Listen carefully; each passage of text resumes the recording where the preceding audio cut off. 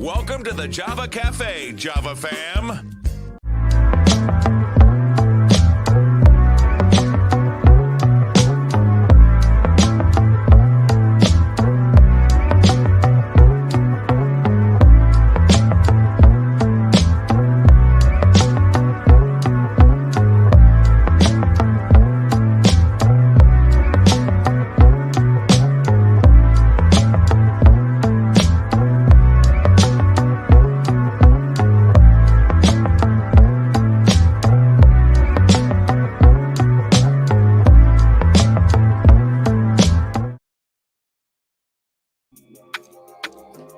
Good morning.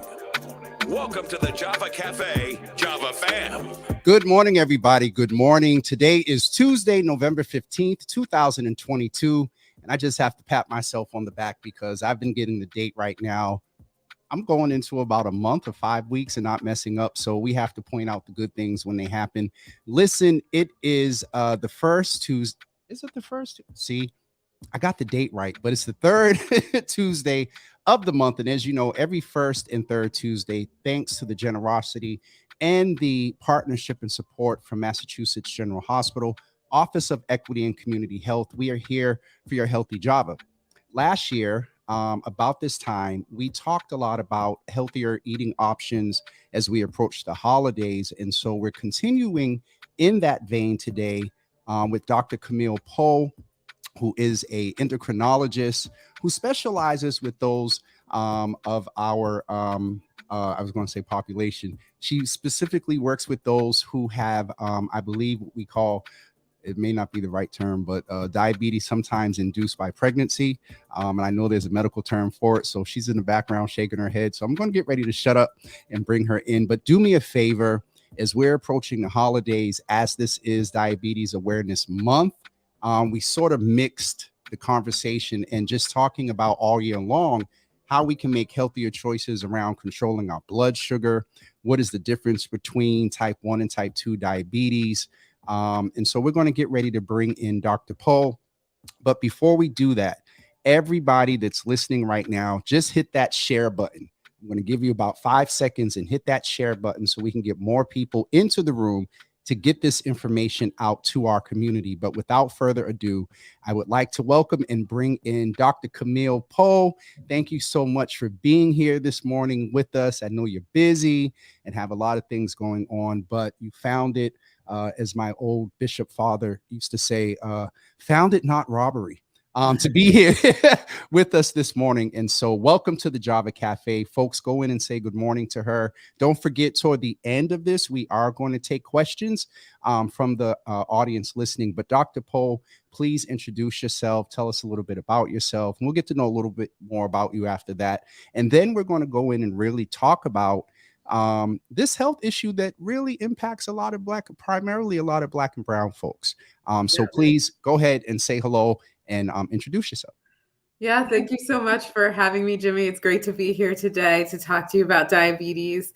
So like you mentioned, I'm an endocrinologist, a diabetes doctor, and I do take care of patients with all types of diabetes, but one of my things I'm most passionate about is taking care of women with diabetes during their pregnancies, whether they had the diabetes before they were pregnant or whether they get gestational diabetes, which is diabetes that happens when you're pregnant. That's the term. Yeah, that's it.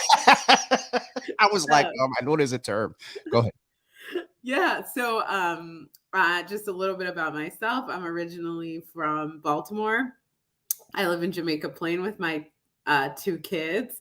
And I'm looking forward to the holidays and enjoying some time and some good food with my family. So let's jump into the good food piece because it's so interesting. Sometimes, some time ago, I came up with the understanding that ignorance is bliss and awareness is stressful. I'll just say AF. And you know what happens if you don't make healthier choices based on your specialty and training. And so but one thing I did catch that you said you were from Baltimore. Yeah. We won't get in, this isn't a political space, but something happened in Maryland. Was it last week? I think it was last week. And so on one hand, I'm like, did you send the absentee? No, but I didn't. They did it without me. you're fully here. But we Yeah. can mention that, folks that know me know that I just couldn't let that kind of go past. Yeah. But and also Definitely a historical moment for definitely Maryland and Baltimore. definitely a historical moment. And we understand that, the whole Office of Equity and Community Health is based in inclusion and diversity and equity. So I just wanted to ask you, you talked about eating. And so to, be very real with all due respect, Camille, what is it that is your challenge when it comes to dessert around this time of year? Or is there a guilty pleasure all around the year? Yeah, so around this time of year, I feel like there's a lot of dessert. I mean, cookies. I really like chocolate chip cookies, Okay. cake, and my family always has mac and cheese at the holidays, so I usually overindulge in It the mac and cheese. overindulge in the Yeah, mac and cheese, so not a dessert. not a dessert, but yeah. Okay, so this may be a good way to jump right in. Mac and cheese is made primarily with, well, if it's real good, cheese winds up being the number one ingredient. The pasta just kind of holds the cheese together. Yeah. But I do know that pasta and rice and certain types of foods turn to sugar, and also let's also name alcohol, turn to sugar in the blood. And so maybe let's go right in and start talking about that. Is Well, there are different types of diabetes. I believe there are two that Hmm. are most common, is type 1 and type 2. And so Yeah. can we get a general overview of what is diabetes, and then what are the distinctions that determines type 1 and type 2? Yeah. So diabetes, or the technical term is diabetes mellitus, means increased levels of sugar in the blood. That's all it is really.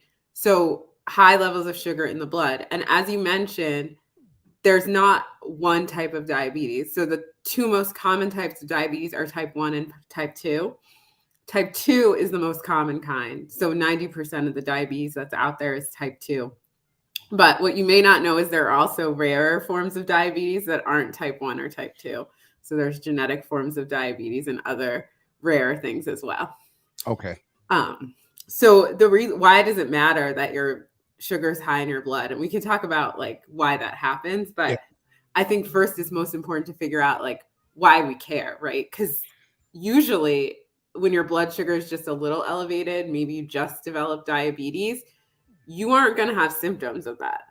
At all. So it's something we can detect on a blood test, but initially, unless your blood sugar is really high, you may not have symptoms. But what we know is that sugar in the blood is going to your blood vessels and it's causing damage to various parts of your body. So some of the places that it can cause that damage are the eyes. There are tiny blood vessels in the eyes, and when you have high sugar in your blood, it can go to your eyes, cause damage. That's why diabetes is one of the most common causes of blindness. Okay. The second place it can go is your kidneys. So your kidneys also have teeny tiny blood vessels, and when the blood sugar damages those blood vessels, you can get kidney problems, and eventually you can end up with kidney failure and end up on dialysis if it goes unchecked. And I know a lot of folks I know a good percentage of the folks that I'm familiar that have went into renal or kidney failure. We're going to have a show about that coming up soon. That a good percentage of them, just friends, my grandfather, it was from the diabetes. And yes. so it's not just being aware that you have diabetes, it's also knowing or staying on top of that can also prevent other issues. Yeah, and I think the scary thing about that one too is like diabetes, where you're not going to know unless your blood sugar is really high, you're not going to have symptoms. With kidneys, you're not really going to have symptoms till it's so far gone. You know what I mean? Yeah. So we got to catch that early in order to do something about it. So that's why it's so important. And then a couple other things, the blood vessels, those tiny blood vessels that feed your nerves, which are what allow you to feel. So in your feet, you can get something called diabetic neuropathy. And Yep. that's one of the reasons why people with diabetes can lose their legs. If they can't feel their feet, they might injure themselves. They can't Yep. feel it. You might get an infection because diabetes also increases the risk of an infection. And, that's why you hear about people losing their toes or losing Yes. their feet because of diabetes. And then the last one, I know this is a lot of information, but the last thing that we think about is heart disease with diabetes, because those blood vessels that get damaged from the high blood sugar, it can also damage the blood vessels that lead to the heart, and especially if you have high blood pressure too. So you can get heart attacks, strokes, those kind of what we call cardiovascular disease, heart and blood vessel disease is can be related to diabetes too. So it's really that sugar level in the blood that can impact the risk of all of those things. And the good thing about it is if we can find the blood sugar being high and use all our best tools to lower the blood sugar, it decreases the risk of all those things. So it's preventable. It is preventable. We're going to get into that. And so there's a couple of things that I heard that one, at some point, I want you to reiterate the difference between type 1 and type 2, because if I sat here and had to Lord have mercy. If I sat here and couldn't remember exactly how to re-articulate it, I know somebody else in the audience as well. But diabetes is almost like a gateway health issue that could potentially lead to. So you've mentioned blood sugar. You've mentioned ways that we can control it. So as far as blood sugar, and we understand that during the pandemic, so many people, when we talk health screenings, we talk about cancer and things like that, but blood test, and I shared with folks a couple of weeks ago, I had my first physical since turning 50 and they are, talking all sorts of things. But I needed to get a CBC, complete blood count. And is that one of the ways that you can screen, not just the CBC, but what are the other, I believe you can screen through blood, and there's also a urine test that can possibly give. Yeah. Okay. So the best way to look for diabetes, the most sensitive ways, are through blood tests. Okay. And the simplest one we can do is something called a hemoglobin A1C. And you don't have to have any special preparation from this test. You can just go into your doctor. This isn't the one where you got to fast the night before. No, and yeah, you don't what is even. It called? A fasting, or is it fasting glucose or? Yeah. So glucose is just sugar. So it's a type of sugar, but it's the sugar that we have in our blood. So glucose. So there's a bunch of different ways we can test your sugar in your blood, and we have sort of different ways of doing it. But I would say the most popular test is this hemoglobin A1C test, because you don't have to fast. What it's actually doing, which I think is kind of neat, is it's measuring the amount of sugar that's attached to red blood cells in your body. And because your red blood cells live about 3 months, that number, how much sugar is attached, can tell us how high your blood sugar has been for the last 3 months. So that's why it's like an average blood sugar for the last 3 months. So that's the most common way to look for diabetes. But we may also do a fasting blood test. So a fasting glucose, like you were saying, where you come in having not eaten for 8 or 10 hours. So usually first thing in the morning, we can test your sugar then. And there's even a test, and this is the one pregnant women get, where you drink a sugary drink and we see what your blood sugar is after that. So that is, there was something that you said where I had a thought.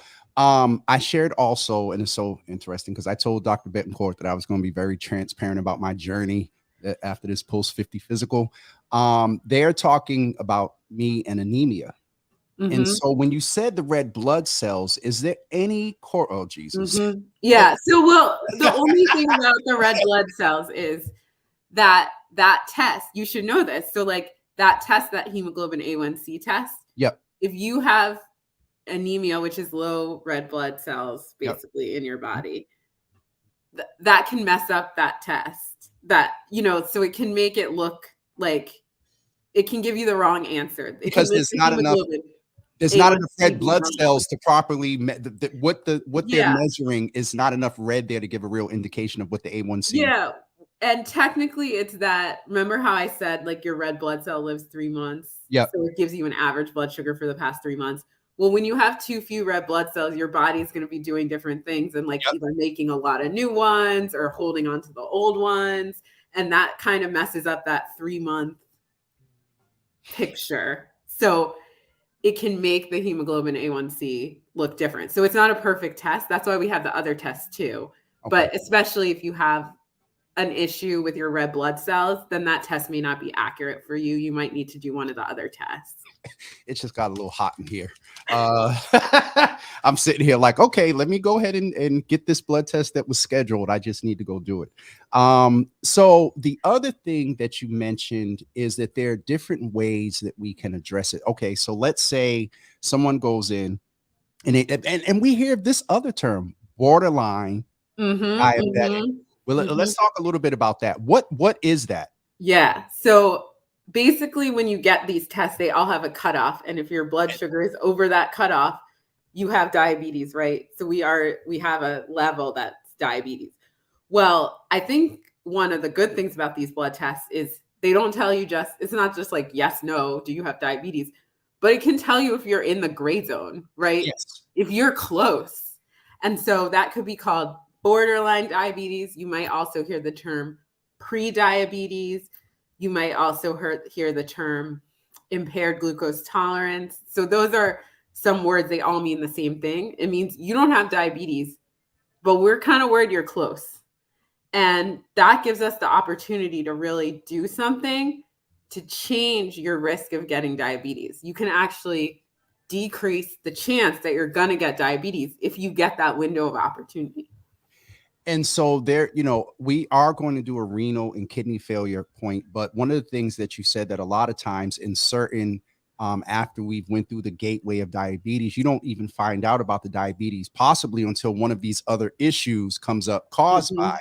And so let's say you're at the point you get the blood test and you're borderline. Yes. What are some ways that we can start to control our blood sugar? We understand that different times of the day, that right after eating, it can contribute to variation in the blood sugar levels. And so what are some of the ways? And I want to ask it, and I make myself a note, but in one of our live sessions, we talked about gut health. And sometimes gut health is influenced by what's going on with our mental health, anxiety, and whatnot. So I want to know if there's any correlation between the spikes, the eating, lack of appetite, all that stuff. So let's talk a little bit. One of the most, I think, popular ways that one of the most easiest ways to control our blood sugar is through healthy dieting, eating. Yeah. Okay. So I want to get back also to your other question about type 1 versus type 2 and other types of diabetes. Yep. So that test you get, it just tells you if your blood sugar is high, right? Yes. It's just a blood sugar test, a glucose test, right? Yep. It doesn't tell you what type of diabetes you have. So because all types of diabetes, they are high, like we said, it's high blood sugar, right? Okay. So somebody also needs to think, if you get that result, what type of diabetes does this person have?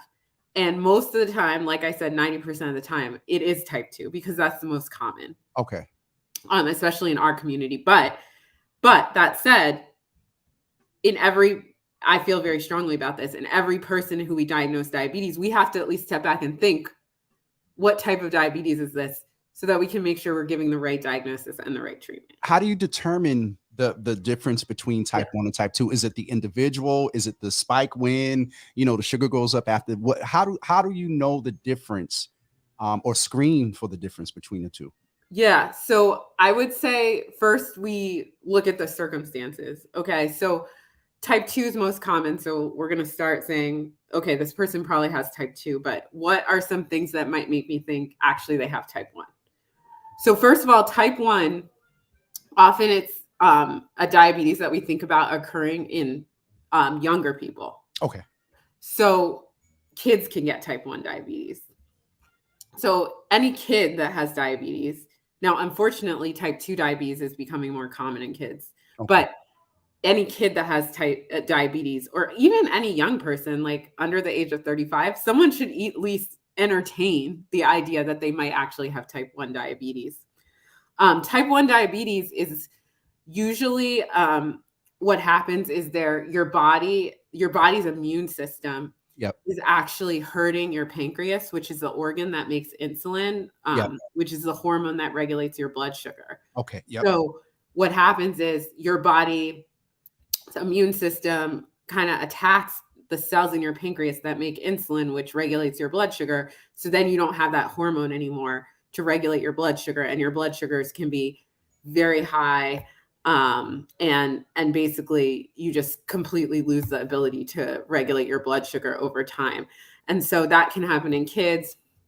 It also is not related to body weight. So often type 2 diabetes is more common in people with higher body weight. So if you see someone real thin that has diabetes, especially if they're young, you're going to think, oh, maybe this person has type 1, not type 2. Okay. And then finally, if you have other autoimmune conditions, so there's certain diseases like lupus or thyroid problems that are also what's called autoimmune, where your body's immune system is causing some damage to your body, those kind of can go with type 1. So if you see any of those things, then we're going to want to think about type 1. And there's a few blood tests that we can do, like antibody tests and stuff, to try to see if it's actually type 1.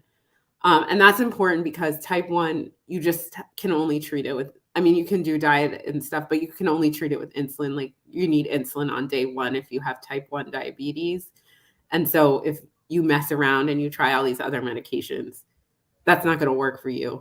And the insulin is like life-saving for type 1 diabetes. Before we end, I would like to ask you, and just as you're talking about other stuff, I know you're a doctor, so you can multitask intellectually. I do want to go over ways that folks can advocate in the moment. Like they sat with the doctor called, and the doctor's like, okay, we need to figure out a plan. What's the information that the patient needs to make sure that they're getting the proper plan, not based on insurance, not based on race, gender, sexual preference, but the best plan. Something that you said, and I have a family member that deals with pancreatitis. And that is often caused by, alcohol, high use of alcohol. And I know they also deal with diabetes. And so if you get pancreatitis enough from whatever cause, you can get diabetes from that. So that's not type 1 or type 2. Some people call that type 3, but I call it pancreatic diabetes. So it's another rare type of diabetes that you can have. And there are some differences in how you might be treated if you have that. So I'm so glad we're having this session, because I did not know the intersectionality of diabetes and all these other things that we find out at the worst point. So this is why it's important that we screen. This is why important we have this segment twice a month, so folks know your healthy Java. Oh, Dr. Poe, there's so much here. I wish I had a pen. I'm trying to type. I know, but I want to get back to type 2 because it is the most common, and there are some things that we can do to prevent it, especially if you catch it that borderline time. It's your show. Go ahead. Go ahead.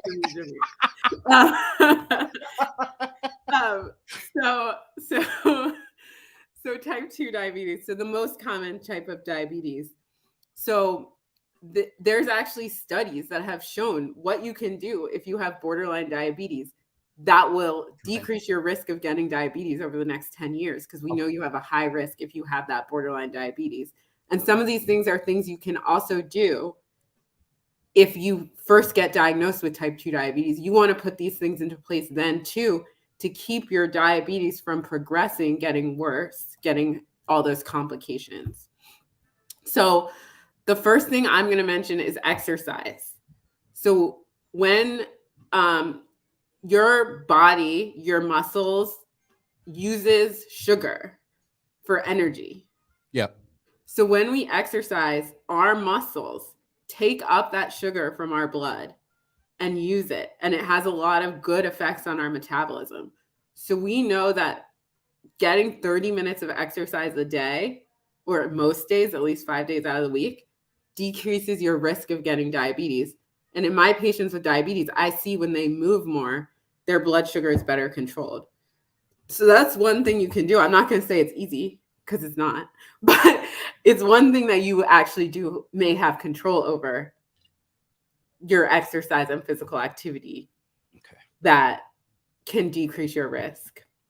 So not only prevents heart disease, generally, can prevent diabetes that can lead to another road to heart disease. So the 30 minutes, Jesus. Go ahead. I'm sorry. Yeah, even if you don't, One. and even if you don't lose weight, because a lot of people think about weight being tied to diabetes, which it is, but exercise, even on its own, can lower that blood sugar. Okay. The second thing is diet, like you were saying. So some of those concentrated sweets have a lot of sugar in them. They're part of the reason they taste good is because our body likes that energy, that quick energy. So we're made to have that sugary stuff taste good. And what that does is that gives us a hit of sugar into our blood, right? So you can imagine if you have diabetes, like eating sweets is going to raise your blood sugar, right? So, I think that just thinking about how we can decrease some of those fast carbs, what I call them, fast carbs, or like simple, especially this time of year, sugars, especially this kind of year, can help.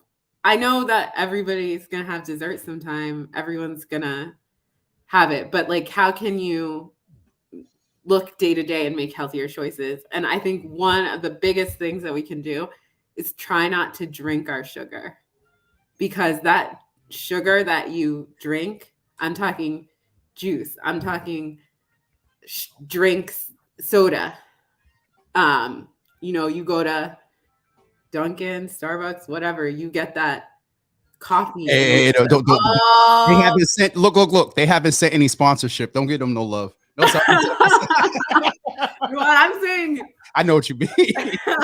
all that stuff you add into your coffee. This is Java, right? So Oh, the all that shade. stuff you add in, coffee Okay. itself, no, but like all that stuff you add in, that sugar, that hits your body so fast. And I would try not to drink the sugar. So try to stick with low or no calorie beverages. And that's one of the first things I would do before we even get to the food. So you said juice. Juice, yeah. I remember growing up, and I'm only laughing because the way my cousin classified it versus what was going on. There was a sister in church, and she didn't keep up with her diabetes, and we'd be sitting in church, and all of a sudden she just slip into what we know would probably be a diabetic coma. First thing they would do is slip her a whole bunch of orange juice and some candy.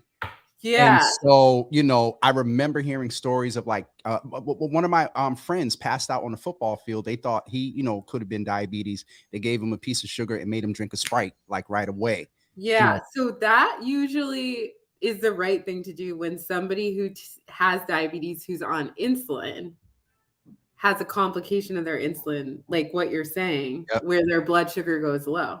So in that case, we're trying to raise their blood sugar.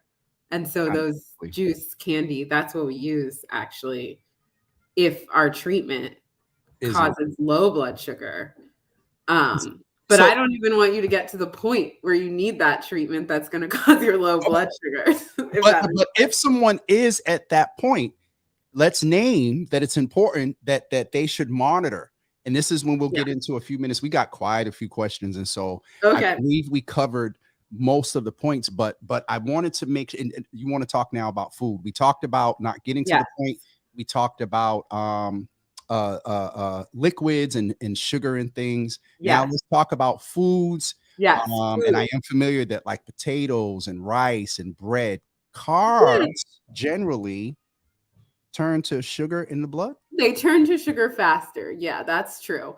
But we actually don't know, and by we I mean like science research, what the best balance of carb, protein. You hear about low carb, all these things. Like we're not actually, the science is not firm on like which of these types of diets is good. But I would say what the science is firm on is that if you can increase the vegetables in your diet, if you can replace some of those high starch things with more complex carbs. So what does that mean? That means taking my mac and cheese that I like, and instead of using the white pasta, make the whole wheat pasta, which you know, it might not taste quite as good. But I'm just saying, if you can find things that you can substitute Mhm. for some of those, what we call simple carbs that are very fast acting, to complex carbs, whole grains, these types of things, and then increase the vegetables. Just load your plate up with vegetables, right? Nah. There's good vegetables at the holidays too. So load up with vegetables. And I'm not really talking about like sweet potatoes with marshmallows, which is what my husband likes to eat. Or salted pork fat, fat back down collard greens and kale either. Let's just name that as well, because you know Well, I'm you having could, some vegetables. I mean, you're getting the benefit, but you're also getting possibly a bunch of yeah, you sodium. might be getting some extra with that, but I'm not gonna not collard greens and kale. I think those that Somebody's that is looking what we forward need to to this keep time of on our year. plate. And then the other thing is we think so people whose diet is rich in these things, so complex carbs, vegetables, and lean fish and meats seem What's to an have a example? lower risk of diabetes and heart What's an disease. example of lean fish? Because Well, fish salmon. in general. Okay. Sorry, fish in general and Okay. lean meats, meaning like turkey, chicken, Okay. um, and fish. Okay. Fish is good for you. So just listening to you, let's talk about an ideal mac and cheese. They have that they have the pasta out there that's made from I think chickpeas and some different things. So you start off with that for the pasta. Then Sure, you or want to whole go wheat pasta instead whole of wheat the white if pasta. you don't want to go all the way to the chickpeas. Then you talk about all the way. Let's take a trip down the vegan aisle. Then you go find you some vegan cheese. And Yeah, then you you go could, but I think it's okay to eat cheese, you know? I mean, I do think, you know, cheese has some fat, it has some saturated fat, but might not be as good. But I'm all about balance, right? That's true. So That's we what want to I take a have to stop realistic approach. myself Yeah. from doing is filling my whole plate with the mac and cheese, really. I need to put my greens and maybe I'll put a little less Mm-hmm. saturated fat in my greens, but maybe I'll fill my whole half my plate with greens and vegetables. Okay. And And then I'll lean put a smaller portion of my turkey, the lean my meat. mac and cheese, my sweet potatoes And as a smaller portion, but I'm filling up on the veggies. so we forgot the dressing or the stuffing, whichever, you know, Yeah. however you want. So that high in carbs, Yeah. because it's Yeah. primarily made if you do it like I do it. Cornbread stuffing. Corn- Yeah. That's how we do it. Jesus, my stomach It's just said, good. all right. But I So also have to say that like one day, you know, like this is a marathon, not a sprint, right? This you better healthy come eating on and thing, right? preach here. Okay. So yeah, Thanksgiving. Okay. There's gonna be some different dietary Behaviors. habits on Thanksgiving. Okay.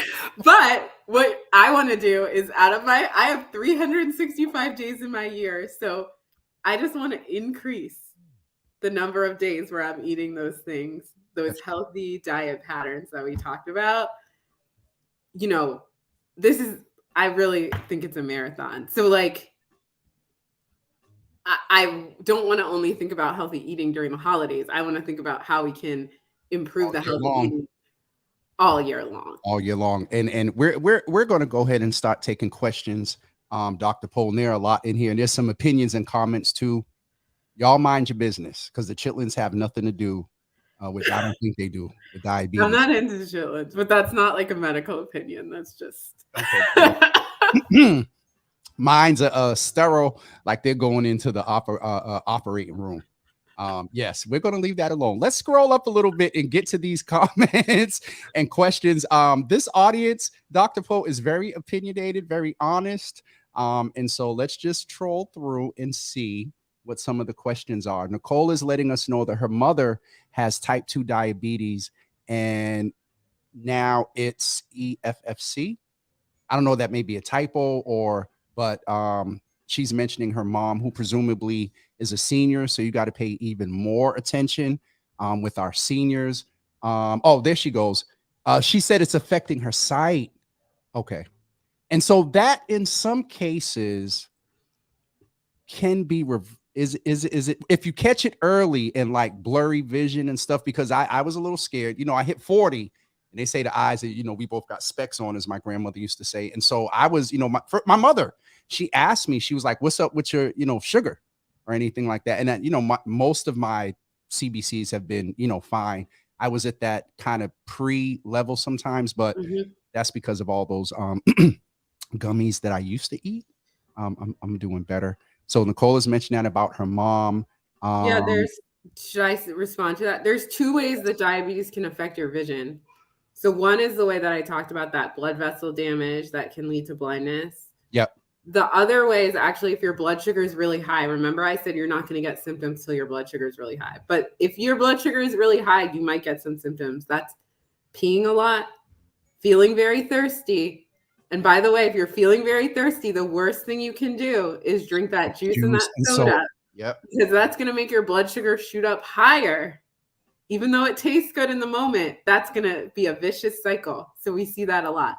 But those are some of the symptoms. And one of the symptoms is also blurry vision, because you can actually get some swelling in your eye when your blood sugar is high. So if that's the way it's affecting your sight, the treatment is to bring the blood sugar down. Okay. For that blood vessel damage, the prevention is to bring the blood sugar down. But if you do have early signs of that blood vessel damage, you really do need to see an eye doctor, because there are treatments that they can put in your eye that can help stop that process. There are medications to put in your eye, usually an injection, but it's worth it. Okay. And there's something called laser treatment. And if you do that, that can save your vision, that can save your sight. So it is really important to not only see the doctor taking care of your blood sugar, but also see that eye doctor in case there's something they can do about that vision. Especially as a senior, because we want to make sure as much as possible we keep them with some normalcy as they're aging. And so, Nicole, thank you for sharing that. My aunt said I got type 2 diabetes because of mega doses of prednisone. Yes. That's a steroid. And so what did it do? Did it cause her pancreas to overproduce? So this is a really good point. So remember I told you there's type 1, type 2. Yep. And then there's other types we already covered so much. There's about 5 pancreatic diabetes. Yes. Yep. Diabetes due to medications. Okay. And one of the most common ones, high blood sugar, is a side effect of prednisone. Now, that's a steroid, corticosteroid medication that is often given to people that are dealing with asthma. Correct. Which is a primary issue, another primary issue. Yes. Yes. Doctor. So especially if you're in that borderline category, you get prednisone, that can tip you over the edge. That can take you from borderline to real diabetes. So what I just heard was prednisone. If you are a person that's constantly getting nebs and nebulizer treatments and you're on prednisone and whatnot. Well, it's not the nebs so much. It's the oral prednisone, that pill that you get when your asthma is out of control.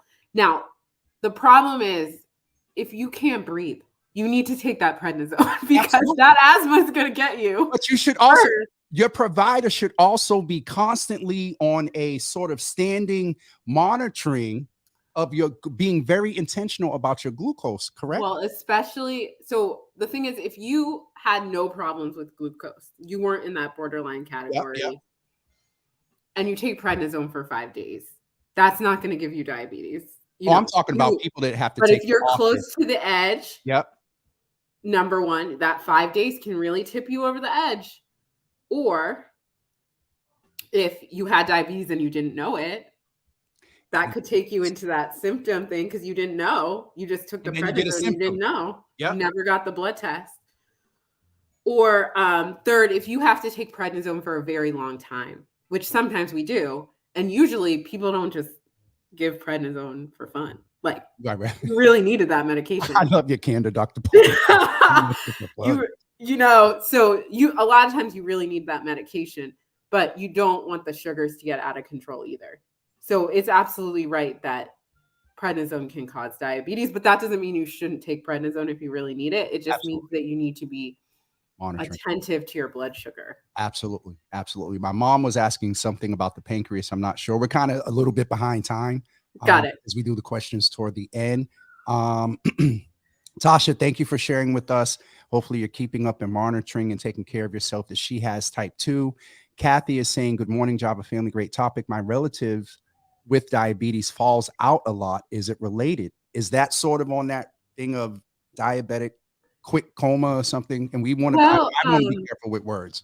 It depends on exactly what you mean by falls. I can think of a number of reasons that someone with diabetes could fall. So one is that like serious complication. Oh, not falls out. I'm sorry. I read falls out. She said falls a lot, which is a difference.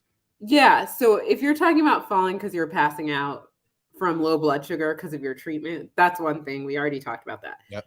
The other thing is if you have that nerve damage in your feet, maybe it's going to affect how you walk, your balance. The neuropathy. That's yeah, right. it could. Right. Yep. But there are a lot of things that can cause people to fall a lot. And so I would recommend that not just be attributed to the diabetes, that you get that checked out. The other thing I say often, falling. The other thing I say often is, in this space, Dr. Poe has not examined anyone. Right. And so she's just sharing general medical information from her experience. So the best thing to do is, number one, if you have a primary doctor, get in touch with them. In this particular case, if you have an endocrinologist that you're working with, if you have diabetes, if you have a pulmonologist, if you have asthma, follow up with these folks and attribute, hey, I was watching. Your primary care is definitely number one. But and a lot of folks here, I know one of the questions is going to come, are you taking patients? Is I'm telling you, it's going to pop up somewhere in here. If you're pregnant. If you're pregnant, okay. If you're pregnant, then and you have diabetes. Both. And you have diabetes, Dr. Cole, happy for if you anyway, let me move on to the question is Jesus. So Nicole is sharing that her dad died from kidney failure. I'm so sorry. Heidi, we did explain what pre-diabetes is. If you still have questions, please put a question in there because she did cover that. But if you want to reiterate, we're pretty good because we have. Yeah, can I get questions? back to pre-diabetes? Because there was one thing that we talked about. We talked about exercise. Yes. Which was my number one. Number two, diet. We talked about that. There's two other things I want to mention related to pre-diabetes. The third one I'm going to say is weight loss. So weight can be tied to diabetes, but I'm very careful about that because it's not only weight. And there's a lot of stigma, right? That's why I put my eyebrow up. Go ahead, doc, say it. Yeah. So it's not only weight, and there's a lot of stigma, and there's some people that carry a lot of weight that don't have diabetes, and there's some people that don't carry a lot of weight that do have diabetes. So we can't blame everything on weight and stigmatize people and whatnot. But I will say, in those studies of people with prediabetes, if people could lose 5 to 10% of their body weight. Okay, so what is that? Say you're 200, 10 pounds. And let's just name that they say the first 10 pounds you're not going to see, because you did say before that you might not see weight loss. You actually may gain a little more weight because depending on the exercise, you get more muscle, lose the fat. That's true. Yeah, so 10 pounds can but it doesn't mean maybe you feel that you have 50 pounds to lose or something, but most of the time, even if you don't achieve that personal goal, you can get benefits on blood sugar and diabetes risk from a more modest amount of weight loss. So 7% of your body weight, which I just say 5 to 10, can dramatically reduce the risk of diabetes. Y'all heard that. If you're in that borderline category. If you're in that borderline pre-diabetes. Yeah. And then finally, there is a medication that we sometimes use, what's called off-label, meaning the FDA didn't say to use it for this, but there are studies that show that taking metformin, which is a medication that we give to people when they're first diagnosed with type 2 diabetes, there is some evidence for using that even in people before they get to diabetes to prevent diabetes. So some people don't want to take a medication, but if you're someone that would be open to that, it is another way to decrease your risk. I've had 2 family members that have had to take that. So the more I'm sitting here talking to you, I'm like, I go through my periods of healthy eating, wasn't eating a bunch of meat and all that other stuff, and then 50 hit, and I don't know, just weight from nowhere. So you've put a little fire up under me today, Dr. Poe. Donald is asking, is there any concrete correlation to COVID infections and diabetes? I've heard that there are cases of diabetes popping up in folks who have had and are recovering from COVID infections. You're the doctor. My first thing would say is COVID attacks different parts of the body. And if you were already pre-diabetic and something's go ahead, Doc. I'm sorry. Yeah. So this is relatively, obviously, in the last 2-3 years, a new thing that we're seeing. Yes. But yes, we have seen people come into the hospital who didn't have diabetes. At least they didn't know that they had diabetes, but they didn't have diabetes. And they show up in the hospital with COVID and their blood sugars are sky high. And part of that is COVID itself, we think, although we're still trying to work out the details. Part of that can be the treatment, some of the treatment for COVID. So if you're in the hospital with moderate to severe COVID, they might give you a medication that's very similar to prednisone. It is called dexamethasone. It's a respiratory disease. And so yes. So it is called dexamethasone, and that saved lives. But a side effect can be high blood sugars. So it could be the combination of the COVID plus that steroid medication that could give people sky high blood sugars. And we were giving so much insulin to people in the hospital in this situation. And then in some cases, when the COVID went away, they recovered. In some cases, the diabetes went away, actually. In some cases, we tested them later and it looked like they had pre-diabetes. And then some people, so maybe they had pre and it set them over the edge, but we just, didn't have their testing from before. And then some people have diabetes, but we don't, because not everybody's getting tested. We just know when they show up at the hospital and they're really sick. It was hard to figure out like what was happening before they got there. Yep. And before they had COVID. And there's also been a link in kids between COVID that there may be a link, I'll say, because it's not definitive yet, between COVID and type 1 diabetes in kids, but people are arguing over that. Due to the same sort of nature of treatment, maybe? Well, no, in that case, it's whether something about COVID is activating the immune system. That is, again, that is related to type 1, but we don't, I would say that people are still studying that, but it has been seen in some studies. It's enough that you mentioned it. It should stay on our radar. If our children had COVID and maybe dealing with diabetes, or if we know there's a history of diabetes within our family. Again, as much as we can say screening is important, blood test screening is important, as I got to go get my blood test. There's a couple of other quick questions. If we could just answer them. Can you give 2 quick examples of what simple carbs are? Yeah. Juice. And I keep having on juice. Bread, like especially white bread, potatoes. Rice. Those are regular long grain white rice. Because my mother is in here. White rice. What about basmati? Is basmati a good one? Basmati is also kind of like white rice, so I would put it in the same category. Chill out on the basmati because she's the one that hit brown rice. I like switching brown rice, white rice to brown rice. Yep. Quinoa's probably even a little bit better. Okay. You see how her face? We tapped into something there. What about sweeteners like agave and sativa? Really good question. And I'm not an expert in artificial sweeteners, but I will say, so agave is going to have sugar in it. Okay. That's refined? I guess it's like a natural sugar, but I don't know. That doesn't really mean that much to me. Like agave have the same impact as sugar. It can have sugar in it, and stevia is a sugar substitute. Okay. So it's probably, if you have diabetes, it's probably better than probably. Okay. They're still studying it, but then people argue a lot actually.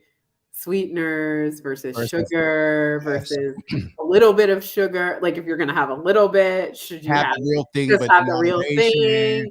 Right. Or should you just, people are worried about the effects of sweeteners, but Mhm. I think my opinion is like the jury's still out on that. But I'm all about, so what I'm about is making choices. If I have two choices, trying to choose the better one. So it's not like an all or nothing thing.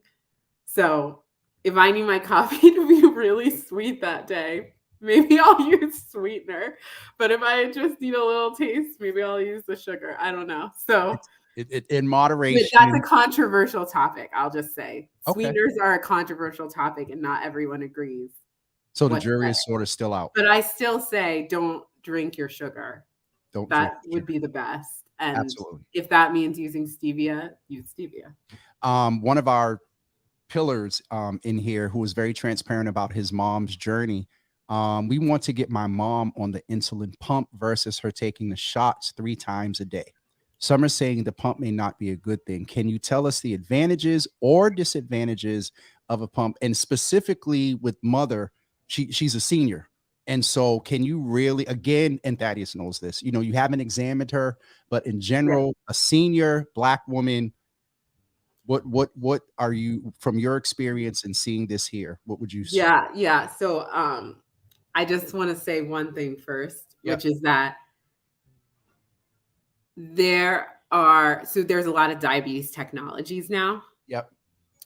A lot of them have been developed for type 1 diabetes. Versus type 2. Versus type 2. Because remember what I said about type 1. If you have type 1, you need insulin on day 1.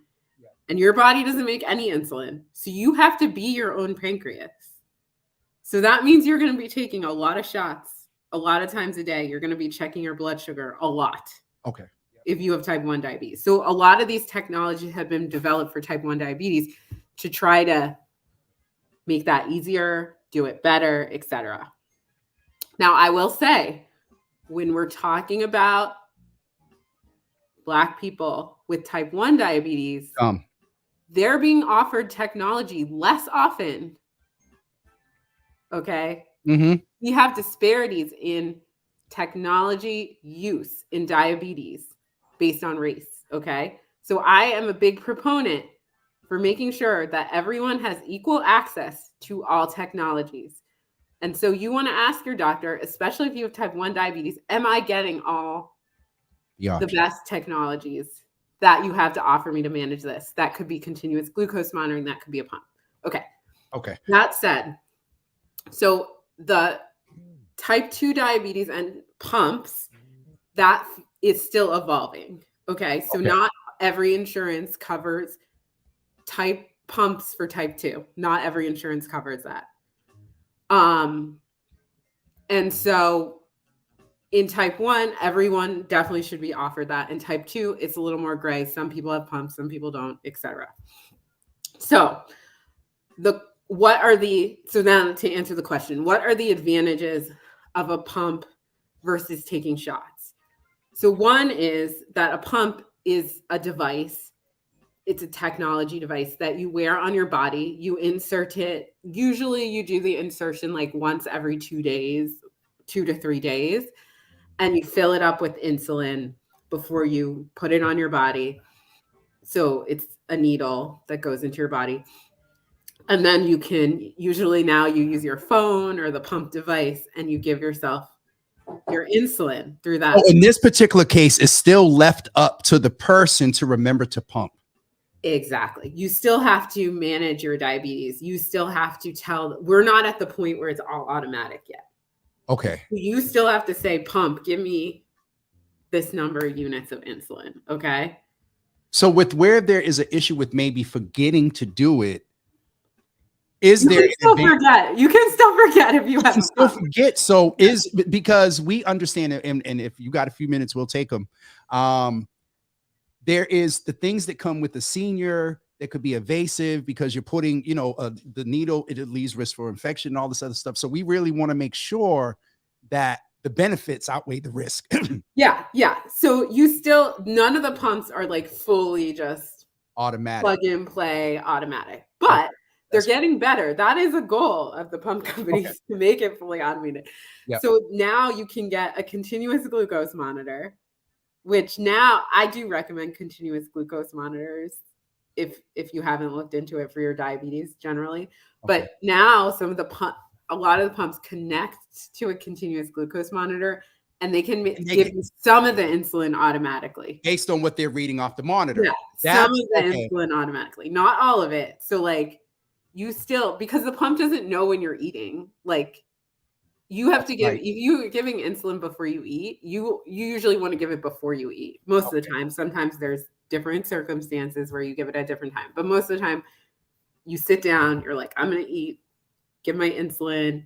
Now I'm going to eat. The pump's not going to know what you're about to eat. Can I ask a clarifying question? Is that because when you eat, your blood sugar is going to go up because if there's some sugar in the food or whatever, or just energy? Exactly. So when you eat, your blood sugar goes up, and what can happen when your body doesn't respond to insulin, like in type 2, sometimes that's the issue, or you don't have enough insulin, your sugar goes up and then it just stays up. Nothing brings it down because the insulin's either not working or it's not coming out. So we give insulin to like help with that. So oftentimes, not always, sometimes we also give insulins that are long acting, that are once a day. But sometimes if you're on 3 insulins a day, that's usually because you're taking insulin before you eat. So you're still going to tell the pump, maybe with your phone, maybe with another device that comes with the pump, maybe with the pump itself, you're going to say, I'm going to eat, like, give me 5 units of insulin or like whatever it is. And then you press the button and it gives you your insulin. So you're not taking out an injection, like doing all this. It's a little bit more discreet. Yeah. So I think convenience is a lot of the benefit. And then on top of that, the sync with the CGM in some cases can also be helpful. And then if you have like what's called a sliding scale, sometimes a doctor will give you like what's called a sliding scale, which is if your blood sugar is this, take this many units of insulin. Right. That's like a lot of math. And all these pumps have calculators in them where you can just like put in your blood sugar and it'll say, oh, your dose is 3 units of insulin. Do you want to give it? And then you say yes, and then you give it. So it can make it a lot easier to take care of. And I think if you're on multiple injections a day, it is something that you should talk to your doctor about. What are the disadvantages? One, you have to be able to work that technology, right? So you have to it's not automatic. Number 2, if your pump comes out or something, you don't have your long-acting insulin on board, which is a lot of times people are on a long-acting insulin in addition to what they take with meals. So if your pump comes out, you're going to have no insulin. Whereas if you took your injection this morning, you still get your insulin still working in your body. So there can be issues like if you have a problem with the pump or kink in the tubing or whatever. And then the third thing is like they can be expensive just depending on your insurance coverage for the pump. But that's not a reason not to try to pursue it because a lot of insurance will cover it. Thank you for that. As everyone, but Thaddeus has been keeping us on the journey with him and supporting his mom. And so we want to thank you for being so comprehensive and not just with him. And Auntie Job, I'm going to ask you a question in 1 second. It's 10:01. Do you got to see patients? You got to get off. No, okay. I'm good. All right. Miss Teresa said, thank you, Dr. Pohl, for feeding us this information in a manner in which we can digest it completely. When I say you have been one of the most comprehensive, real, touchable, like made it plain, as folks used to say, it really, I mean, I learned a lot. I'm figuring out today how to get by and go ahead and get my blood test done. My glucose is always pretty good. It's that anemia. So I want to make sure that, and I got glasses. I've been wearing glasses since I was like 40 something. But I mean, that also, they say, the eyes is the first thing to go.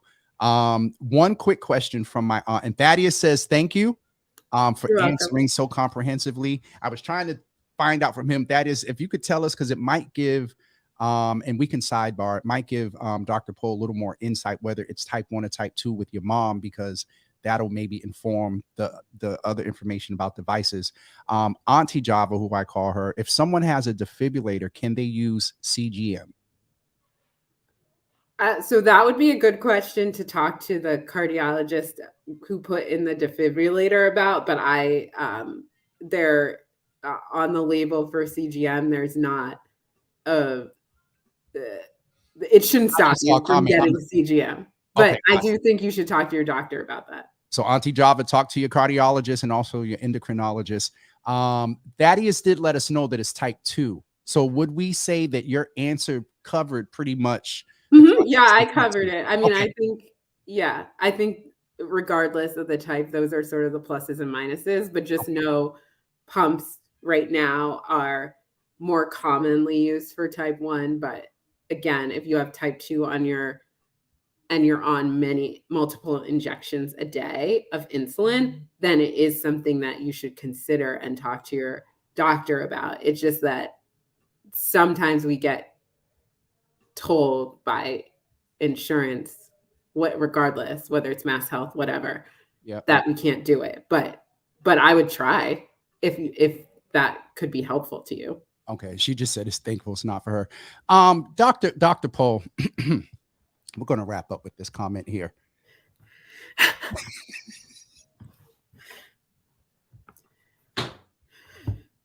Miss Teresa, I ain't messing with you. Oh my God, I'm done. He said, I ain't pregnant and do not have diabetes, but can you still be my doctor? Lord have mercy. Listen, if you are expecting someone and you are dealing with diabetes and you don't believe that you want to get better treatment, Dr. Poe is accepting patients if you are pregnant, and if you are dealing with issues of diabetes, and maybe if you look, can we say if you're looking maybe for a second opinion or whatever, if they're being diagnosed, because I know these folks, if there's somebody in here that really want, they'll call Mass General. I saw Dr. Poe on Facebook, and can you connect me to her clinic, please? But I really want to, and the thank yous are coming in. I really want to thank you for making this one of the most comprehensive sessions that we've had in the Java Cafe for Your Healthy Java. And I believe a lot of people are going to eat different. A lot of people are going to recognize that, as you said, it's not a marathon. This is the other thing I thought it is a marathon. You said it is? Not it is a marathon. It's not a sprint. That's time for me to go. But the other thing is, let's keep it real. If you are practicing healthy eating habits as a lifestyle, there's less of an impact if you deviate into less healthier food options. Yep. So oh God, this was so good. I'm scared that I was pregnant with 2 of them little people. Does that count? You know what? Dr. Poe, thank you so much for being here today. Would love to follow up if there's any, papers or anything that you've done that you want to share that we can put on our website. We're going to start getting back to that. Please feel free to get them to me and we will definitely post them. Shout out to Boston While Black, who's in the building. And so thank you so much, Dr. Poe. And I'm sure that sometime in the next 6 months, we'll be reaching out to you, or maybe, talk from a, you do gestational diabetes with patients. So we won't come and bother you about the whole renal failure thing at the worst end of this. But again, thank you. Thank you. And to Dr. Alabre and the whole office there for putting this together. Thank you so much. Thank you for having me. I had a great time. Absolutely. I'm going to go pay some bills and you go ahead and take care of your patients. Thank you so much.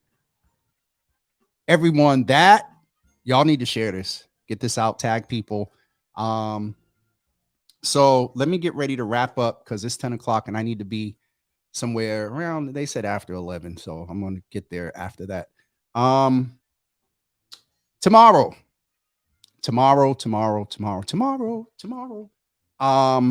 I said a little bit here yesterday. And I'm very cautious in this, as we know, there are some that practice their constitutional right to protest and voice an opinion against elected officials. And I'm going somewhere with this. So some of you may have heard, may have been invited, may have got the text to meet me at Madison Park tomorrow for an exclusive one-on-one live audience, daytime, 9 a.m., Java with Jimmy, as we celebrate Mayor Wu's 1-year anniversary. She wants to do things in the community. And a couple of things she's doing, I'm like, okay, Mayor, go ahead. And so we will be on at 9 a.m. It'll look very different. For some of our seniors, I intentionally did not invite you because it's going to be quick. It's also going to be in a school with a bunch of young people. and just a lot of stuff. And you know me, yeah. And there's no way in the world some of y'all could be there and I not focus on my assignment on what it is I have to do. So please plan on tuning in at 9 a.m. It's a pivotal day, monumental day for the Java with Jimmy family. We're doing a live audience interview with the mayor at 9 a.m. We've done the Java cafes. We've done a couple of after darks. So please tune in tomorrow when it comes on. Share. I'm going to test today. I believe I'll be able to cast some of the share, but right now, if that doesn't, I'll put a post up. If that doesn't happen, you want to go to boston.gov to watch that. Boston.gov at 9 a.m. tomorrow. But I hopefully will be able to cast it here on the regular platforms as well. All right, folks. Dr. I can say Dr. Miles. All right, Dr. Thaddeus. Thank you so much, y'all. And that is it for me this morning. And I will see you guys tomorrow morning. And tomorrow morning is going to be interesting. That's my alma mater. I graduated from Madison. And yeah, being a part of this mayoral celebration is definitely humbling and awesome as well. Love you too, mama. Oh, Jesus. I forgot I was on. Love you, Ma. Thanks, Cindy. Y'all need to give Cindy some love because she is the great bridge and catalyst that developed this relationship with MGH. So Cindy, let me tell y'all, Cindy and I met for about 2 hours yesterday. The next 6 months, we heard what you all said in the session with her and Dr. Alabre about a month ago. And at least 85% of the topics that you all want to hear about, we've incorporated them into the next 5.5, 6 months or so. Some of them are combined. But yeah, we there's some stuff coming for you guys. Awesome. I mean, of course, Sister Debbie and Ma is saying hugs and kisses to Cindy. This I know I need to get off because I'm getting tired and blurred. That's it. We'll see you. Thursday at 9 a.m. Some of y'all are aware that the mayor is taking a whole different process in developing the police union contract. She's bringing it to community.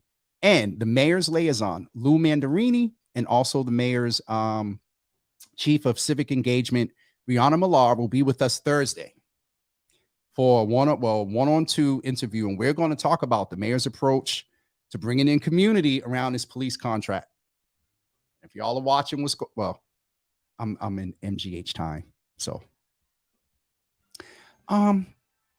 we will see you guys tomorrow at 9 a.m. Have an awesome day, everybody. In all seriousness, thank you all for tuning in. Thanks for being a part of the Java family in the Java Cafe for your health.